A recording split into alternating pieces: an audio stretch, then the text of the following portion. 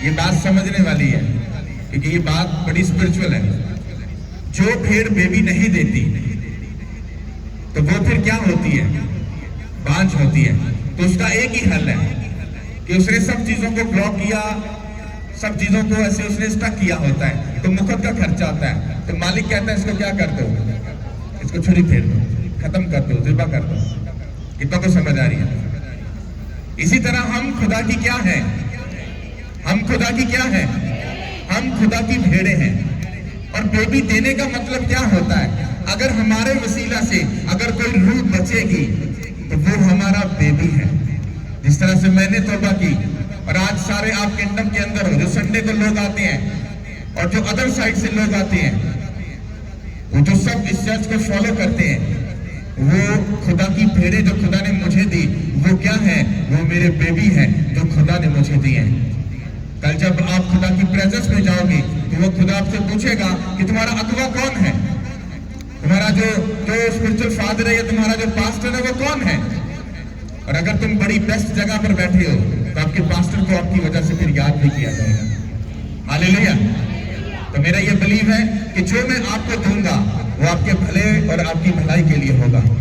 और वो सिर्फ आपके लिए नहीं होगा, वो आपकी जनरेशन, आपके बच्चों के बच्चों के बच्चों के लिए वो सारी तालीम और सारी जो इंस्ट्रक्शन होगी, ताकि जब आप उन चीजों को फॉलो कर सको, जब आप उन चीजों में दिलेरी के साथ, वफादारी के साथ जब चल सको, तो खुदावंद आपको वो जगह दे सके जिसका उसने आपसे वादा किया है कि मैं चाहता हूं तुम्हारे लिए घर तैयार करूंगा। हालेलुया। कितना कोई बात समझ आ रही है? जीसस क्राइस्ट ने जब हमें खरीद लिया, हम उसके खून खरीदे, उसके बेटे और बेटियां तो बन गए। तो ये काम पूरा नहीं अभी हुआ। काम पूरा तब होगा जब हम उस कीमत की, जो कीमत अदा की गई है, उसका हम उस खुदा को अजर देंगे। हम अपने आप को जब उसको डेडिकेट करेंगे, अपना आप उसको देंगे, उसके बाद उस कीमत का जो फायदा है वो खुदा को होगा, क्योंकि उसने आपको खरीद लिया है। अब आप अपने नहीं बल्कि किसके हो? खुदावंद यीशु मसीह के हो। तो खुदावंद यीशु मसीह के तो तब होगे ना जब आपकी लाइफ परफेक्ट होगी, राइट होगी, बिल्कुल कंप्लीट होगी। और जब जीसस क्राइस्ट आएंगे लेने के लिए तो वो आपको अपने साथ लेकर जाएंगे। इसका मतलब है कि अपनी जमीन पर रहकर अपने दूल्हे का अच्छे से वेट किया और अच्छा, वो जो लेडीज क्या करती है, संघार करती है, जो तैयार होती है, तो अपने स्पिरिट में अपने आप को अच्छे से क्या किया है? तैयार किया है। तैयार होने का मतलब क्या होता है? आपकी जो स्पिरिचुअल लाइफ है वो पाकीज़गी में होनी चाहिए। आपकी जो लाइफ है वो बड़ी अच्छी होनी चाहिए। आपकी लाइफ दागी नहीं होनी चाहिए। आपकी लाइफ एक ऐसी लाइफ होनी चाहिए जो खुदावंद यीशु मसीह को पसंद हो। आपके जो जामे हैं, मतलब जो स्पिरिचुअल जामों की जो बात की जाती है, तो आपका जो लिबास होना चाहिए वो बड़ा ही पाकीज़गी से भरा हुआ होना चाहिए।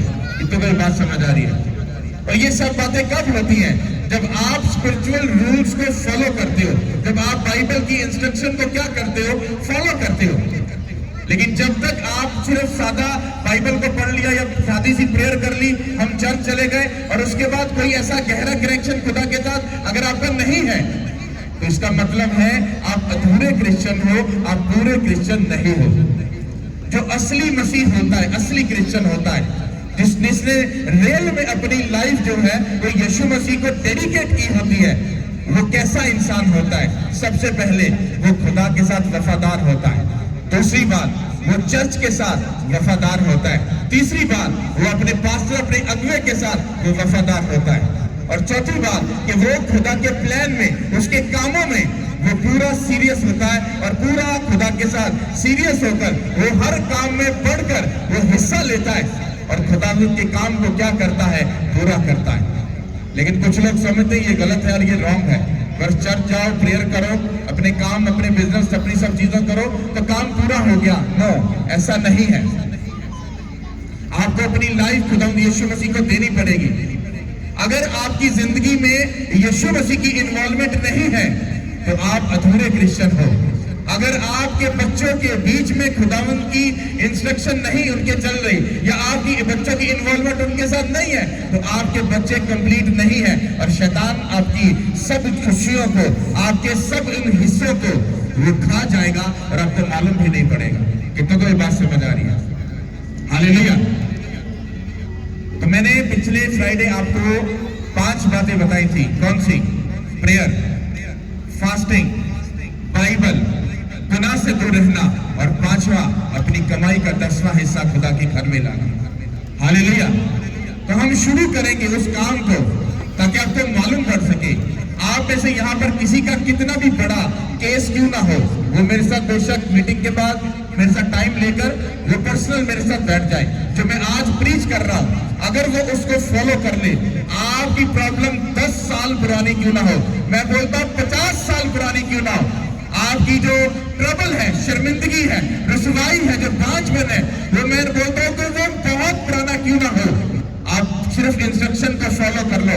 मैं आपको चैलेंज करता हूं और यीशु मसीह में ये दावा करता हूं, आप अपनी बड़ी गवाही के साथ वापस आओगे। हालेलुया। लेकिन हमारे जो क्रिश्चियन लोग हैं, इनका थोड़ा सा लॉजिक अलग है। इनको सिर्फ पास्टर से प्रेयर करवानी है, अपनी टेस्टमनी का लेना है, बाकी कुछ लेना देना नहीं है।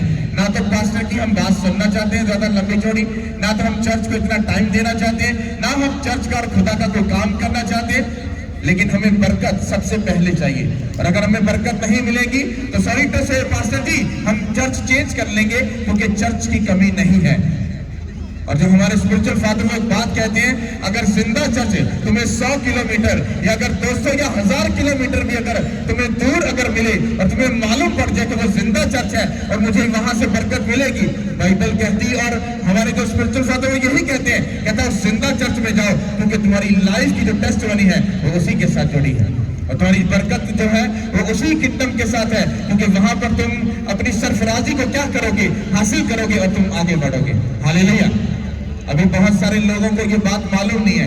आपको मैं एक बड़ी गहरी बात बताता हूँ, इस मीटिंग का अभी कोई मैंने एडवर्टाइजमेंट नहीं की, जस्ट ये जो पम्फलेट है यही लोगों को भी दिए जा रहे हैं। सोशल मीडिया पर मेरी कोई ऐसी वीडियो नहीं है जिसमें बड़ा स्पेशल लोगों को बोला हो या मैं बहुत इस पर काम कर रहा, कुछ नहीं कर रहा। लेकिन आने वाले टाइम के अंदर जो खुदा करने वाला है, आप देखना, मशरिक, मगरिब, जनूब और शमाल, आप देख लेना, इतने लोग यहाँ पर मौजूद होंगे, आप हैरान हो जाओगे ये सब कैसे हुआ।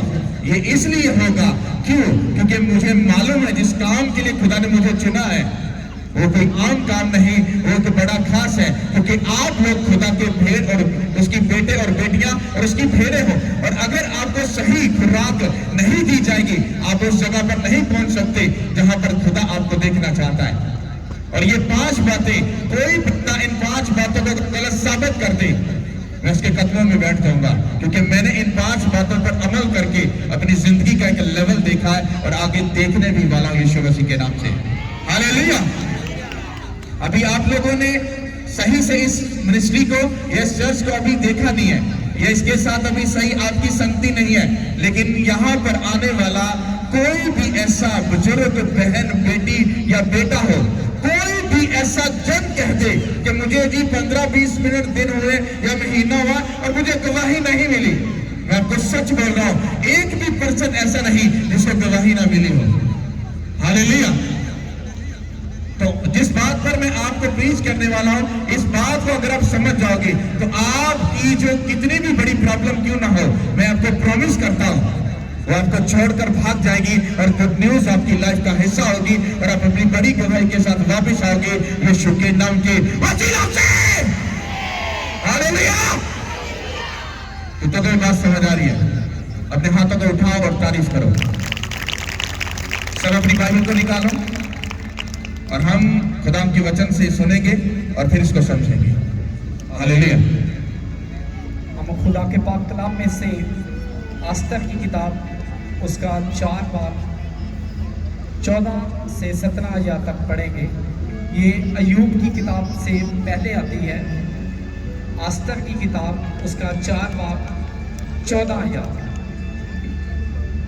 खुदा के कलाम में ये लिखा है, क्योंकि अगर तू इस वक्त खामोशी इख्तियार करे तो खलासी और नजात यहूदियों के किसी और जगह से आएगी, पर तू अपने बाप के खानदान समेत हलाक हो जाएगी।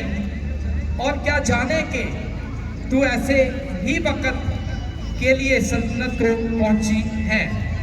तब आस्तर ने उनको मर्दगी के पास ये जवाब दे जाने को का हुक्म दिया कि जा और सोसन में जितने यहूदी मौजूद हैं उनको इकट्ठा कर और तुम मेरे लिए रोज़ा रखो और 3 रोज तक दिन और रात ना कुछ खाओ ना पियो।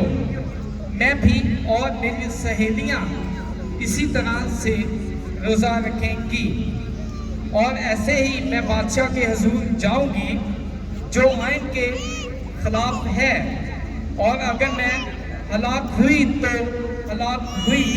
चुनाचा मर्दगी रवाना हुआ और आस्तर के हुक्म के मुताबिक सब कुछ किया। सब बोलो आमीन।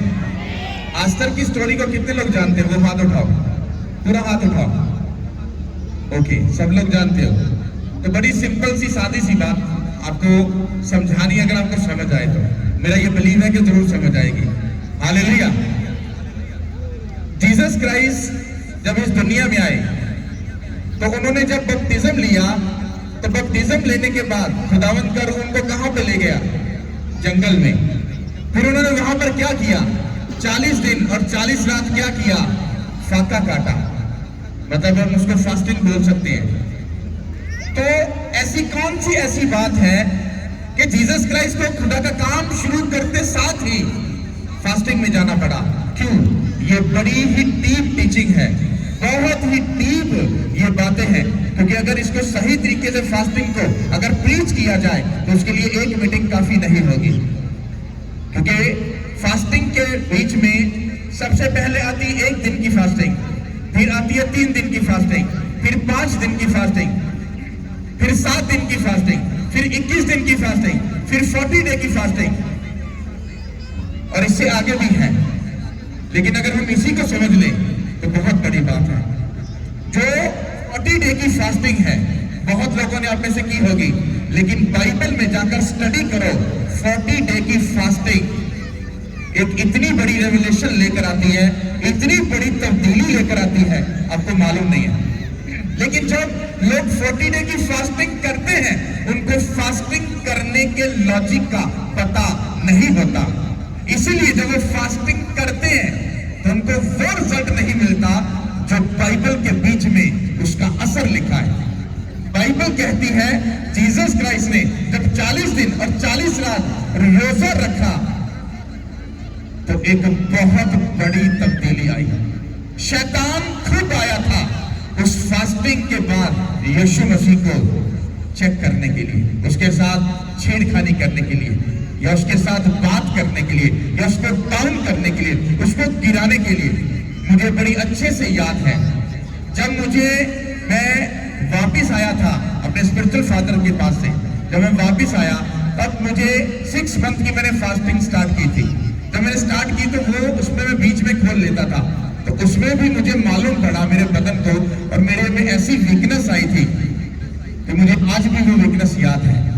फिर उसके बाद जब मैंने 40 डे की फास्टिंग की तो मुझे बड़े अच्छे से याद है कि हमारे चर्च में ऐसी मुखालफत हुई कि जो मालिक में काम था वो कहता ये चर्च की जगह खाली कर दो। तो 40 डे की फास्टिंग का जो असर है वो इतना बड़ा असर है, अगर कोई उसको सही तरीके से उस फास्टिंग को लेकर चले, पर उसको पहले सीखे और समझे। मैं आपको चैलेंज करता हूं, तुम्हारे खानदानों में कितना भी बड़ा शैतान क्यों ना छुपा हो, वो तुम्हारी लाइफ को छोड़कर भाग जाएगा। आप इमेजिन करो कि जब जीसस क्राइस्ट ने 40 डे की फास्टिंग की थी तो शैतान खुद आया था। उसको मालूम था कि कोई भी मेरा चेला या जो मुझसे जो नीचे रैंक के जो मेरे चेले चपाटे हैं, वो कोई भी जीसस क्राइस्ट के सामने खड़ा नहीं हो सकता। लेकिन इसलिए शैतान खुद आया था। इसलिए जो लोग 40 डे की फास्टिंग में जाते हैं उसका जो असर है, अगर उनको ये सही मालूम पड़ जाए, क्योंकि शैतान को ये बात मालूम है कि ये जो 40 फास्टिंग जो अगर बंदा कर भी रहा है तो इसको इसके लॉजिक के बारे में मालूम नहीं है। तो मेरी पहली जो 40 फास्टिंग हुई उसमें हमें क्या हुआ, हमें चर्च को छोड़ना पड़ा। ये मुझे झटका लगा और मैं वो फास्टिंग सही से पूरा नहीं कर सका। फास्टिंग मैंने वैसे ही की, लेकिन जो मैंने टाइम खुदा के साथ स्पेंड करना था उसमें मैंने किसी से नहीं मिलना था, मैं वो नहीं कर पाया। फिर मेरी दूसरी फास्टिंग उसमें भी मेरे घर में प्रॉब्लम आ गई। तीसरी फास्टिंग, चौथी, पांचवी, आई थिंक सो 5-7 मैंने 40 फास्टिंग की और हर फास्टिंग के बीच में मेरी कहीं ना कहीं प्रॉब्लम आ जाती थी। और फिर कई देर के बाद जाकर इसी साल के स्टार्ट के बीच में, यह शायद इससे 1 महीना पीछे चले जाए, मैंने 40 डे की फास्टिंग की। मैंने पूरा अहद कर लिया था, चाहे दुनिया तबाह क्यों ना हो जाए, मुझे किसी से नहीं मिलना। और वो 40 डे मैंने अपने प्रेयर रूम में गुजारे। मैंने अपनी फैमिली, किसी से बात नहीं की, जस्ट मेरे एक बेटे को अलाउ था। अगर मुझे कोई इंस्ट्रक्शन देनी होती थी कि मुझे खुदा ने ये बात की है तो तुमने मीटिंग पे ऐसा करना है, तो वो मेरा बेटा जस्ट मुझसे बात करता था। तो 40 दिन जब वो मैंने पूरे किए, उसके बाद जो मैंने अपनी लाइफ में मसा देखा है वो शायद पिछले सालों में नहीं था। और वही मसा जो आगे बड़ी एक रिवाइवल को, बड़ी तब्दीली को लाने वाला है और आपकी आंखों के सामने सब कुछ होगा। यीशु के नाम से सब बोलो आमीन। तो मेरा आपको ये बताने का मकसद ये है, आप डायरेक्ट फास्टिंग, 40 फास्टिंग में मत जाओ। बाइबल में लिखा है जब तुम रोजा रखो। ऐसा नहीं लिखा कि हम रोजा हम पर लाजम है और हमें जरूरी है रखना। नो, ऐसा नहीं लिखा। लिखा है जब तुम रोजा रखो, यानी कि जब तुम्हें होली स्पिरिट की अगुवाई हो, जब तुम्हें खुदा का रूह उठारे कि तुझे फास्टिंग करनी है, फिर घुस जाओ फास्टिंग में, क्योंकि खुदा तुम्हारी जिंदगी में कुछ बड़ा काम करने वाला है। हालेलुया। तो अपनी फास्टिंग का पर्पस, उसका सिस्टम जो है वो सीखो और समझो। मैं क्यों आपको बता रहा हूं, हम फास्टिंग पे बात कर रहे हैं, फिर हम प्रेयर पर बात करेंगे, फिर हम बाइबल पर बात करेंगे, फिर हम गुनाह पर बात करेंगे और फिर हम बीज बोने पे बात करेंगे। जब ये 5 बातों का पैटर्न आपको समझ आएगा, फिर आपको मालूम पड़ेगा हमें अपनी जिंदगी में आगे कैसे जाना है। और मैं आपको दावा करता हूं, चैलेंज करता हूं, आप में से अगर कोई बंदा प्रेयर बड़ी अच्छी करता है, फास्टिंग बड़ी अच्छी करता है, पर वो बाइबल नहीं पढ़ता और वो गुनाह से दूर नहीं रहता और अपना बेस्ट नहीं बोता, मैं आपको चैलेंज करता हूं, वो बंदा इन 3 चीजों में वो ट्रबल में रहेगा, वो आगे नहीं बढ़ सकता। मैंने ऐसे लोग देखे जो 4 बातें अच्छी फॉलो कर रहे हैं, पर वो अपना 10वां हिस्सा नहीं देते और उसमें सफर करते हैं। फिर लोग उनको ताना मारते हैं, ओ भाई साहब इतनी फास्टिंग करते हो, इतनी प्रेयर करते हो, इतनी बाइबल पढ़ते हो, तुम गुनाह से भी दूर रहते हो, फिर भी तुम सफर कर रहे हो, क्या तुम्हारा खुदा सुनते नहीं है? जो तुमको उसने बोला बाइबल के बीच में तुम्हें ये करना है, जब तक तुम उसको नहीं करोगे तुम अपनी लाइफ में आगे नहीं जा सकते। हालेलुया। अगर तुम मान लो 10% दे रहे हो, मैंने ऐसे लोग भी देखे हैं तो 10% वफादारी के साथ देते हैं, पर कोई प्रेयर, कोई फास्टिंग, कोई बाइबल रीडिंग, कुछ नहीं, और गुनाह भी लिटिल थोड़ा थोड़ा करते हैं। पर वो किसी के साथ बैठ देंगे, बोलेंगे हम तो बड़े सीरियस है खुदा के साथ, हम अपनी टाइट पे करते हैं, हम तो भाई जी ऐसा करते हैं वैसा करते हैं, लेकिन उनको कहीं ना कहीं पर उनकी जिंदगी में ट्रबल जरूर होगी। कितनों को बात समझ आ रही है? तो मुझे भी ये बातें समझने में टाइम लगा। ये बातें सिंपल हो सकती हैं, लेकिन इन 5 बातों से हटकर अगर आप आगे चले जाओ तो मैं आपके कदमों में बैठ जाऊंगा, क्योंकि मैंने ये सीखा है जब तक आप इन 5 बातों को पूरा नहीं करती कि तुम भी जाकर फास्टिंग करो और ना कुछ खाना और ना कुछ पीना। तुम्हें अगर अपनी जिंदगियों को बचाना है, अपनी नस्ल को, अपने बच्चों को, बेटी को, बेटे को नशों से अगर बचाना है तो आपको प्राइस पे करनी पड़ेगी। आज तक तो क्या प्रॉब्लम थी, वो तो पहले रानी थी, लेकिन उसके भाई ने उसको ताना मारा। उसने कहा अगर तू यहाँ पर रानी बन के बैठी है, पर अगर तू कुछ नहीं करेगी तो कहता डोंट वरी, हमें निजात तो किसी और तरफ से आ जाएगी, शिफा किसी और साइड से आ जाएगी। कहता पर तू खुदा की नजर में गुनाहगार ठहरेगी। कितना कोई बात समझ आ रही है? और जब आपको ये इंस्ट्रक्शन दी जाती है कि आप फास्टिंग करो, क्यों की जाती है कि आप संडे और फ्राइडे फास्टिंग रख के आओ, मैं तुम्हें दावा करता हूं, चैलेंज करता हूं, तुम सिर्फ बैठोगे, मीटिंग अटेंड करोगे और जैसे लास्ट प्रेयर होगी तुम अपनी बड़ी गवाही के साथ ब्लेस होकर जाओगे यीशु के नाम के वसीला से। लेकिन अगर आपको लगता है आप दूसरे क्रूसेड कर मीटिंग्स की तरफ जाओगे, आपको हीलिंग मिल जाएगी तो बस इतना काफी है, तो ये अधूरा सच है, ये पूरा सच नहीं है। आपको फास्टिंग में जाना पड़ेगा। आप फास्टिंग में जाके देखो, आपकी स्पिरिचुअल लाइफ चेंज हो जाएगी और उसका असर सिर्फ आप तक नहीं होगा, वो आपके बच्चों में भी घुसेगा। जब आपके बच्चे आपको फास्टिंग करते देखेंगे, मामा तुम खाना क्यों नहीं खा रही, पापा तुम खाना क्यों नहीं खा रहा, बेटा आज हमारी फास्टिंग है। अच्छा ये क्या लॉजिक है, क्यों फास्टिंग रख रहे हो? मेरे बेटे, जब हम फास्टिंग करते हैं तो हम अपनी जिंदगी को खुदा को डेडिकेट करते हैं। उससे क्या होता है?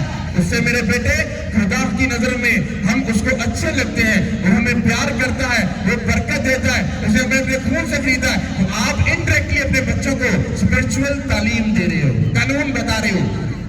वो कहते हैं पापा हम रख सकते हैं। हाँ मेरे बेटे, हम तो ये चाहते हैं तुम रखो, पर हम ये चाहते थे तुम मुंह अपने से बोलो। अगर तुमने बोला है आजा मेरी बेटी, आजा मेरे बेटे फास्टिंग कर, सोचो आपके एक कदम उठाने से आपके बच्चे फास्टिंग में जा रहे हैं। ऐसे कैसा पॉसिबल है? आप अपना बदन खुदा को दो और आपकी बेटी या आपका बेटा किसी गलत शक्ति में चला जाए, वो किसी नशों में, किसी बदकारी में चला जाए। हाँ इट्स पॉसिबल, ऐसा नहीं हो सकता। जब तुम एक कदम उठाओगे वो तुम्हें आगे 10 कदम बढ़कर दिखाएगा तुम्हारा बच्चा। पर अगर तुम कुछ नहीं करोगे, तुम्हारे बच्चे कभी तुम्हें अच्छा रिजल्ट नहीं देंगे। आस्तर ने अगर डिसीजन लिया, उसने अगर इंस्ट्रक्शन दी, उन्होंने भी फॉलो किया, उन्होंने फास्टिंग की, आस्तर ने फास्टिंग की। बाइबल कहती है पूरी यहूदी कौम का ये लेटर लिखा जा चुका था, मार दो इन सबको। वो सब चेंज हो गया, यहूदी कौम बचाएगी। कितनों को ये बात समझ आ रही है? वो बचाए भी गए और जिस दुश्मन ने उनके खिलाफ जो खट्टा खोदा था, उसी में वो खुद उसका घराना गिरा।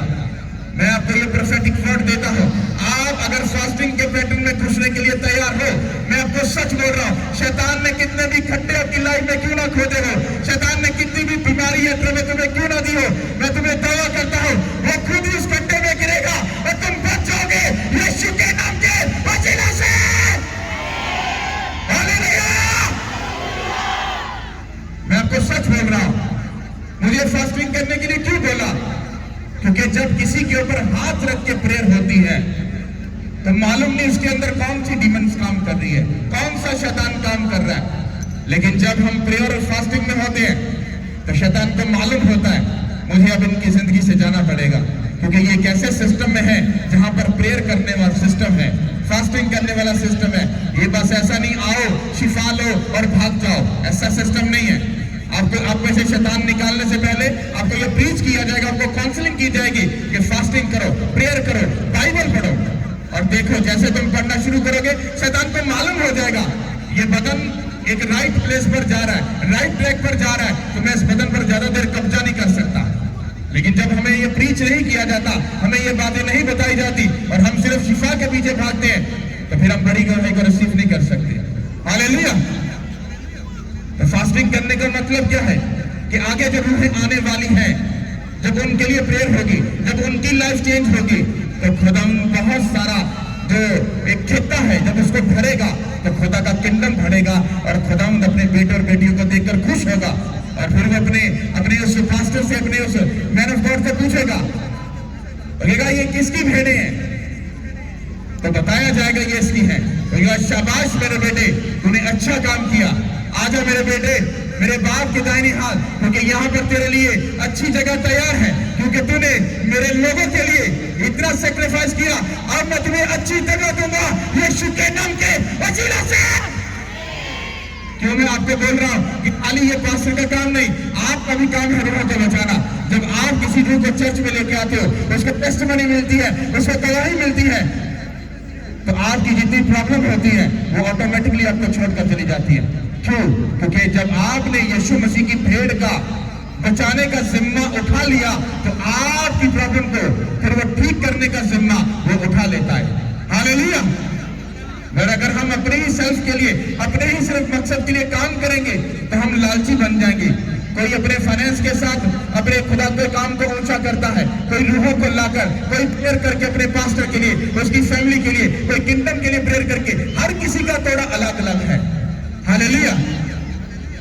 किसी को अगर खुदा बहुत पैसा देता है तो क्यों देता है? उसकी अयाशियों के लिए, नशों के लिए, जनाकारी के लिए नहीं, वो इसलिए देता है ताकि जब तू फाइनेंशियली ब्लेस हो तो मेरे कामों को सपोर्ट कर।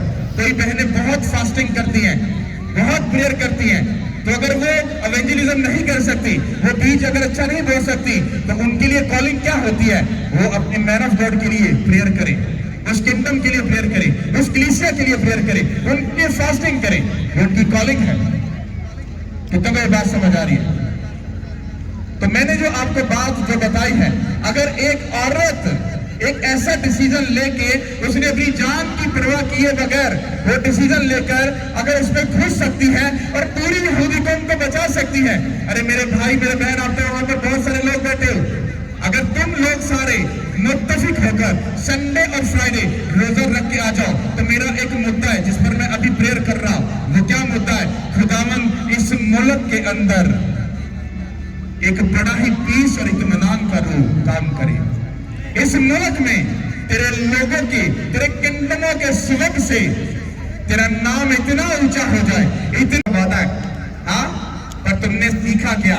शिफा लेने के बाद सीखा क्या? शिफा लेने के बाद तुम गायब हो गए, जबकि तुम्हें शिफा लेने के बाद खुदा के साथ और जुड़ना चाहिए था। तुम्हें और ज्यादा प्राइज करके उस खुदा की इज्जत करनी चाहिए थी कि जिस खुदा ने मुझे बचाया, शिफा दी, मुझे इज्जत दी, ऑनर दी, मैं फास्टिंग करूंगा, प्रेयर करूंगा, बाइबल पढ़ूंगा, उसके साथ वफादार रहूंगा। और हमने ऐसा कुछ नहीं किया। क्यों? क्योंकि ऐसा हमें सिखाया ही नहीं जाता। हालेलुया।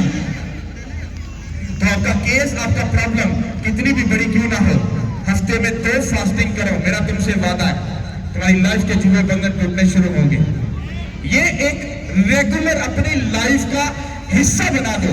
हमारे घर में रूल है, जो हम अदर फास्टिंग करते हैं, जैसे अभी मैं 6 मंथ की फास्टिंग में हूं, तो अगर करते हैं वो तो हमने करनी है। 40 डे की होगी, 21 दिन की होगी, अगर हमें कोप मिल गई है तो हमने करनी है। लेकिन संडे और फ्राइडे ये हमारे घर में रूल है, डन, पक्का है, हमें फास्टिंग करनी ही करनी है। कोई केस है या नहीं है, हमें फास्टिंग करनी ही करनी है। हालेलुया। अपनी जिंदगी में, अपने घर में जाओ, ये असूल बना लो कि हमें संडे फ्राइडे फास्टिंग करनी है। अगर तुम्हें ये सूटेबल नहीं करता तो कोई और दिन चूज कर लो और खुद भी फास्टिंग करो और अपने बच्चों को भी आदत डालो।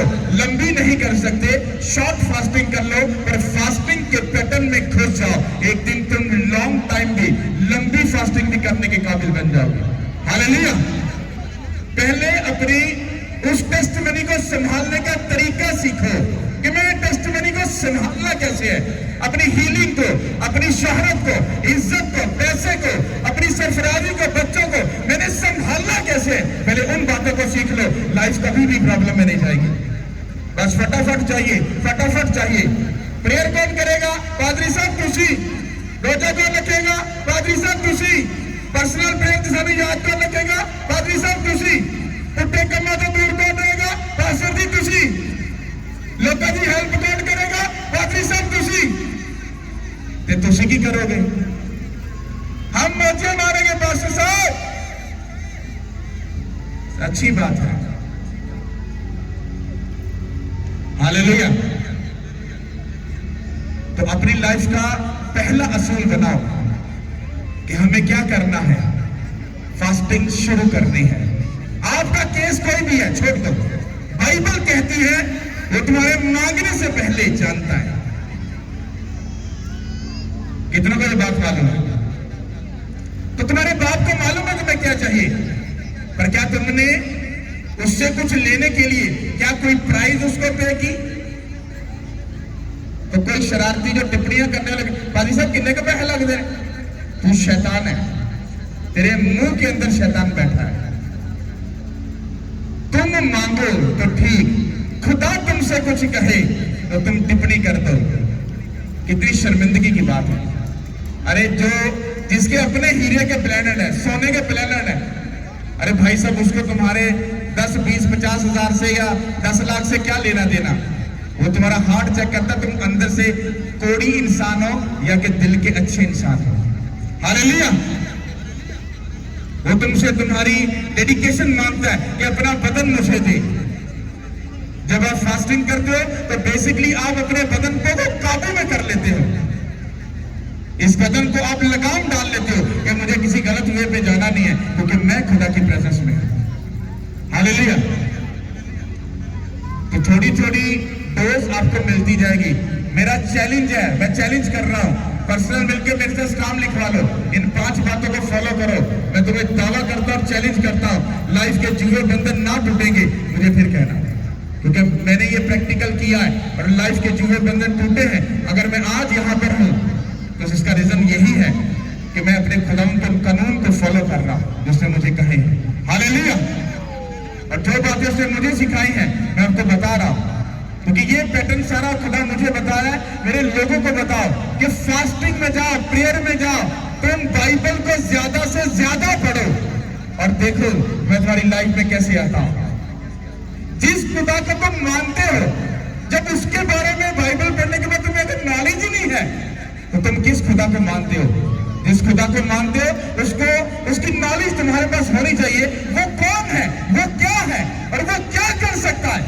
और जिस दिन तुम्हें ये मालूम होगा ना कि वो खुदा जिसको हम, जिसके आगे झुकते हैं, उसने 400 साल के बाद भी अपने लोगों को छुड़ा लिया था और उनको भूला नहीं था। हालेलुया। तो तुम्हारी मुसीबत और प्रॉब्लम कितने भी साल पुरानी क्यों ना हो, तुम्हारा खुदा तुमको छुड़ाने की कुदरत रखता है अगर तुम उसके पास आने के लिए तैयार हो। कितनों को ये बात समझ आ रही है? हालेलुया। कितने लोगों की लाइफ में कोई प्रॉब्लम छोटी मोटी चल रही है? हाथ उठाओ, पूरा हाथ उठाओ। टुंडा हाथ क्या क्या खराब है? हाथ पूरा हाथ उठाओ, पूरा प्रॉब्लम है ना? मैं तुम्हें परफेक्ट वर्ड दे रहा हूं, सच बोल रहा हूं यीशु मसीह में। आज रात जाओ, खुदा के साथ 1 घंटा टाइम स्पेंड करो और खुदा से प्रॉमिस करो, खुदा कुछ भी हो जाए, तुम मुझे हील कर या ना कर, मेरी प्रॉब्लम को दूर कर ना कर, तेरा मेरा वादा है मैं हफ्ते में 2 बार फास्टिंग जरूर करूंगा और दिन में 3 घंटे, अर्ली मॉर्निंग, आफ्टरनून और इवनिंग 1-1 घंटा तेरे साथ टाइम स्पेंड करूंगा। और तेरा मेरा वादा है मैं 1 घंटा बैठकर जरूर तेरा कलाम पढ़ूंगा और तुझसे प्रॉमिस करता हूं मैं गुनाह से दूर रहूंगा और तुझसे वादा करता हूं अगर तू मुझे फाइनेंशियली एक बड़े लेवल पर लेकर जाए, तेरा मेरा वादा है मैं अपना 10वां हिस्सा जरूर भी तेरे घर में लाऊंगा। हालेलुया। उसके साथ बैठकर बात करो, वो तुम्हें उसका रिप्लाई करेगा। तुम बात नहीं करोगे, वो तुमसे बात नहीं करेगा। अगर वो ये कहता है वो तुम्हारे मांगने से पहले जानता है, तो जब तुम उसकी इंस्ट्रक्शन को पूरा करते हो तो बाइबल ये भी कहती है मांगो तो तुमको मिलेगा। हालेलुया। क्योंकि जब आप उसकी इंस्ट्रक्शन को पूरा करोगे आपके पास लॉजिक है बात करने का कि खुदावंद अगर मैं गलत हूं कहीं तो मुझे बता, मैं ठीक होने के लिए तैयार हूं, पर मुझे इस ट्रबल से निकाल। वो कहेगा मेरे बेटे मैं तुझे सिखाऊंगा, समझाऊंगा, बताऊंगा, आजाद करूंगा और आगे लेकर जाऊंगा। हालेलुया। खुदा को अपनी मर्जी से मत लेके चलो, उसकी मर्जी से चलकर देखो, लाइफ कभी भी सेम नहीं रहेगी, वो बदल जाएगी यीशु के नाम से। सब बोलो आमीन। कितना को मेरी बात समझ आई है? मैंने बड़ा ही सादा सा अभी तो